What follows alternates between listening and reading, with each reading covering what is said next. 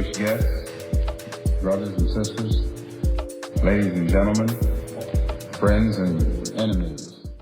All right, welcome to this week of Make It Plain with me, Kehinde Andrews. We're going to be chatting to Beverly Bryan this week after the break, who was a really important figure in Black History Month. We're trying to give you doses of history each month. Beverly Bryan was a key member of early Black British Feminism, was part of the Brixton Black Women's Group, was part of the British Black Panthers actually as well prior to that. Also part of a book, part of writing a book called Heart of the Race with Stella Dadzey and Susan Scaff that recently got republished actually, which I definitely recommend you check out.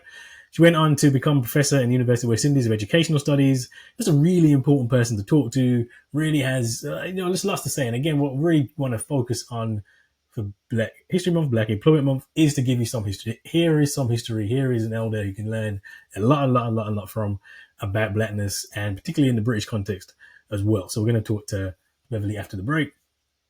I wanted to intro this podcast. Obviously, this week, the big news has been Israel-Palestine has blown up again. Blown up might not be the most sensitive language to use in that sense because it literally has.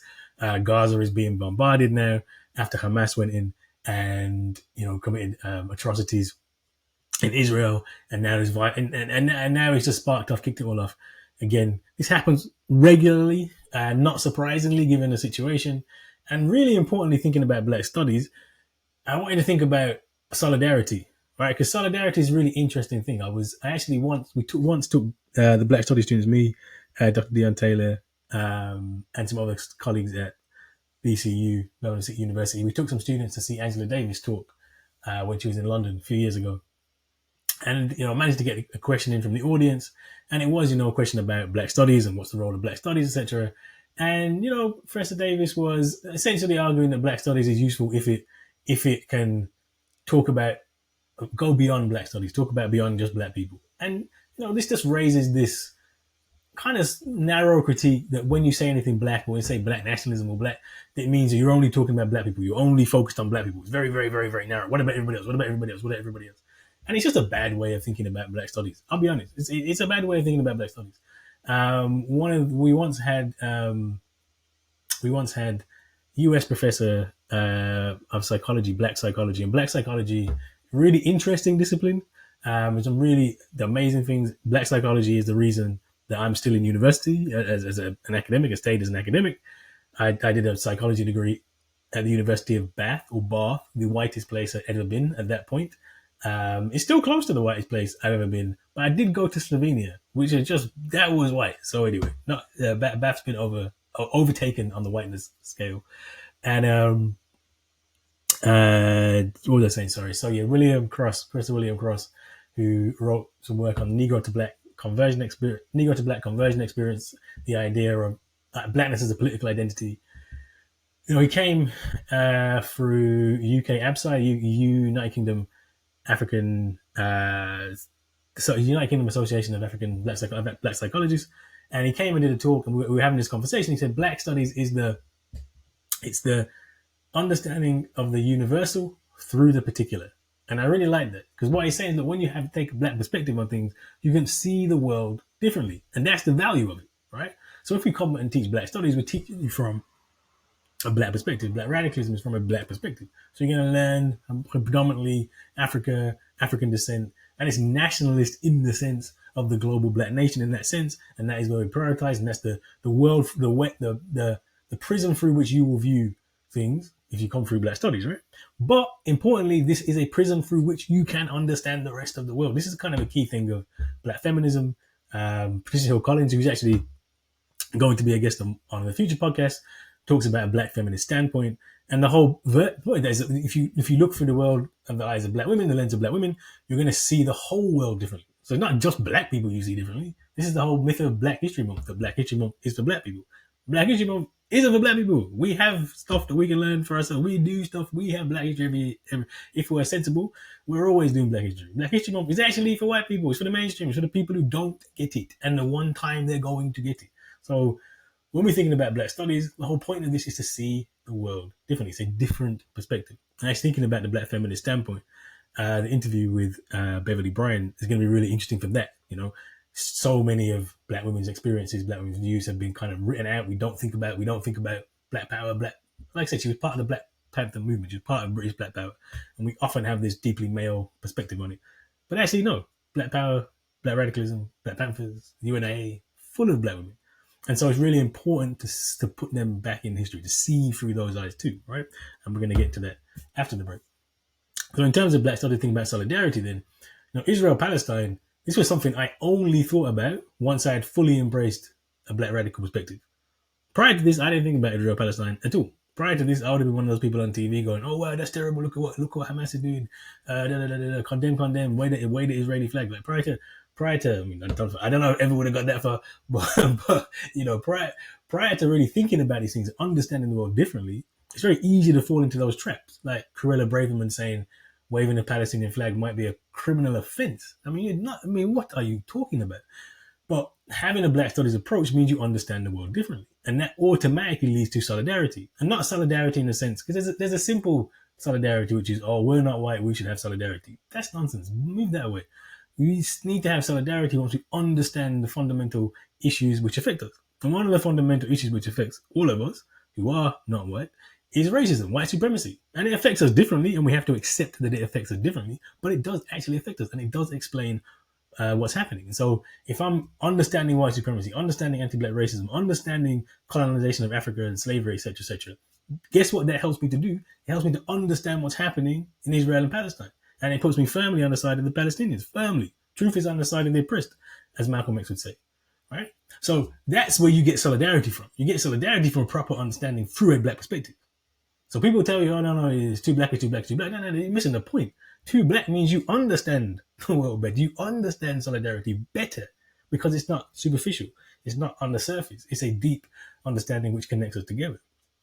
And so what we're seeing in Palestine, Israel-Palestine, and I have a piece on this on Make It Plain. So if you go to make-it-plain.org, you'll see the written piece, which goes into this in a bit more depth. But what you're seeing there is a perfectly predictable thing, right? Now, you cannot justify going down with guns and mowing down civilians. You cannot justify when Hamas does that in Israel. You cannot justify when Hamas is going to villages and killing children. Like, you can't justify that. That's not justifiable. And so let's just start there. But you also can't justify Israel blockading Gaza, right? Blockading the Gaza Strip, essentially starving people there, turning open air prison. You can't justify Israel's response. Israel killed, at the time I'm recording this, more than 1,000 people, including hundreds of children. I think about half of them are women and children. You can't justify that either. You can't justify the fact that Israel goes in. You can't justify the fact that Israel went in, took land, dispossessed people, has created an apartheid state. You can't justify that, right? And actually, so when we're looking at this situation, it's very simple to say, well, look, Hamas is wrong. Of course, Hamas is wrong in that terrible violence, of course. But the conditions which produce it are also wrong, right? So just saying, oh, we'll wave the Israeli flag, the Palestinians bad guys, that's nonsensical, utterly nonsensical. We have to understand it in its historical context. And what you have in Israel is a settler colony, right? A settler colony is what it is. And settler colonies, what do? They come in, they take space, they erase, they oppress, they push away the people. And we've seen this historically. This is not a new thing. This is a historical feature of Western colonialism, has been settler colonialism. As I've said before in this podcast, the difference between the United States and in the UK and Europe is we don't really have settler colonialism, right? The US had to kill the natives, get rid of the people, erase people, right? That genocide is absolutely essential feature of the system to then build anew, the clean slate, make a new society. That's why America is so successful, because they erase, right? Take the land, take the resources, and create this extreme Europe on steroids. All these Europeans go and just create this extreme society, right? Whereas in Europe, it's not that. Europe's colonialism is outside, is offshore, etc. And genocide doesn't feature as that in that kind of colonialism because it's not necessary, right? You don't need to take the land. But Israel is a settler colony, right? It's a settler colony. There's the people on the land when Israel was founded, and they were pushed off the land, and they've been pushed further and further and further off the land. And even though there's laws and there's a borders of the West Bank and Gaza Strip, Israel continues to push. And they get away with this. Why? Because they are seen as white, and you know what I said, and that's not controversial. Jewish people aren't always Jewish people. Instantly, they can switch in and out of being white. Second World War, Jewish people were not seen as being white. They were seen as being less than human, And you saw what treatment that was the Holocaust, right? That led to the Holocaust. And it was the same racial logic. And again, talk about solidarity. It's exactly that same racial logic they used in the genocide in Namibia. The Germans using genocide in Namibia of the Hama people, the Nama and the Nama people in Namibia. Exactly the same, right? And so you can see that's a very clear connection, right? But post Second World War, there's a lot of guilt. There's a lot of, oh my God, how can we let this happen? And this is actually where Israel comes from, right? Israel had been an idea before, but it's only after the Second World War you get the full-throated support. After the Holocaust, the full-throated support. Let's give Jewish people a homeland. But it's not let's give, there were people there, right? So the irony is you found a settler colony to support the people who have been oppressed. So you take oppressed people and put them to oppress other people. I mean, it's that's probably a feature of white supremacy as well, right? So what you have then is this situation where, in order to coexist, how do you coexist with a settler colony? How do you coexist with a colony that wants to remove you, that wants to take you off, that essentially wants to erase you from the land and has erased you from most of the land? Now you end up in these situations which are untenable. And when I was writing the New Age of Empire, it was very that there's this article I read, I can't remember who's by, called Patterns of Genocide in Settler Colonies. And what tends to happen, this happened in the United States, happened in Tasmania, happened in Namibia, I said, with Germany, it happened in the Caribbean, Barbados, with the Kalinago people in the Caribbean. What happens is when the settlers will come in, they'll push you off, they'll oppress you, etc., etc., etc. And when you fight back, when you go violent back to them, they will use it as an excuse to commit genocide. And this has happened historically this has happened across the Western world. There's been a feature of Western development, right? Take the land, develop. And no, you don't want to hear genocide in the same way as Israel because of the history of Holocaust. We have to be honest, because you can see the same process happening there, right? Israel comes in, takes the land, dispossesses the people. People start to get frustrated. And this is not to justify anything, because you can't justify that terror. And it doesn't even help. It's not even a good strategy. Because once you start to do that, you just give excuses for more violence. What will happen because Hamas has taken this route is there's more violence in Gaza. There's more violence in the West Bank. There's more appropriation. It goes more extreme. And then the question we have now is, now modern day New Age of Empire, will there be controls that are put on Israel's expansion? Will there be controls? Because I guarantee you 100 years ago, there would have been no control. This would have ended one way. Because this is how this way ends when you see Western countries and Western governments do the things that they do. So the question we have here is, will there be proper resistance? Can we pull back from the brink so there can be an actual settlement? But this is not what happens historically. This is not what happens historically. And there's a terrible danger of the violence escalating and begets more violence, and this ends in a particular way, which nobody wants to see. I would hope, and nobody wants to see, right?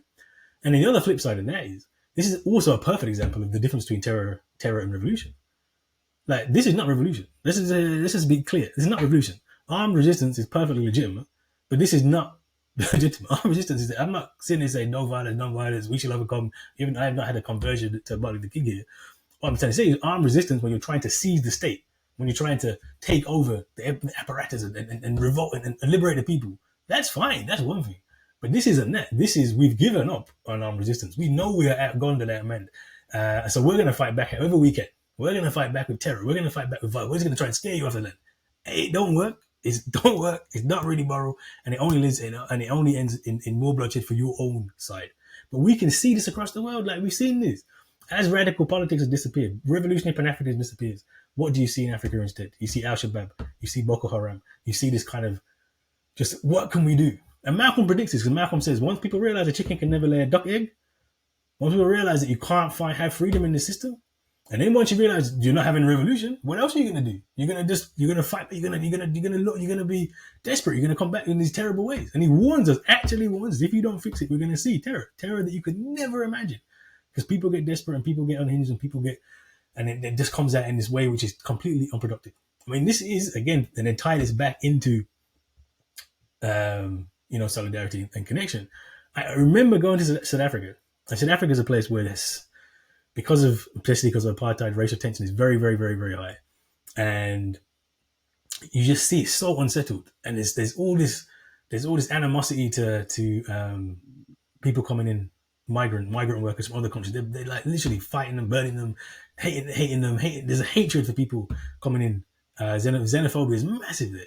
you can also see these massive divisions between the rich and the poor. And South Africa is a place where I absolutely promise you, you're going to see, if something doesn't happen, you're going to see some kind of violence. And it will either be revolutionary, let's take the state violence, or it will be this kind of terror, uncontrolled violence. But something like that will happen. Because when you push people into the brink, something like that happens. And this is what's happened in Palestine. This 16-year blockade of Gaza has made conditions desperate. Then there is no military response here that Hamas can have. They're not going to defeat Israel and the whole entire West. And this produces the conditions for this kind of terror.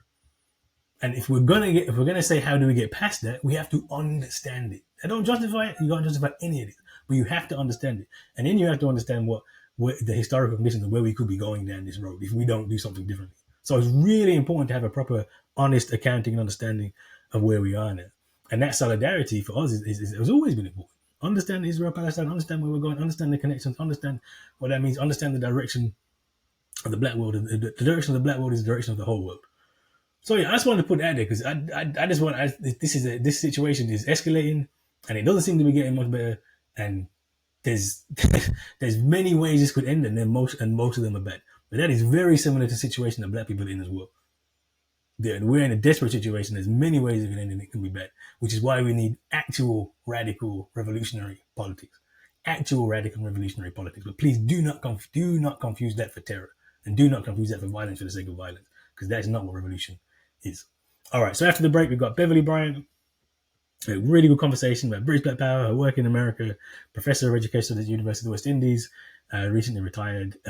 Definitely check out Heart of the Race as well. And we're going to have a whole conversation with Beverly Bryan, give you a bit of dose of Black history for your month.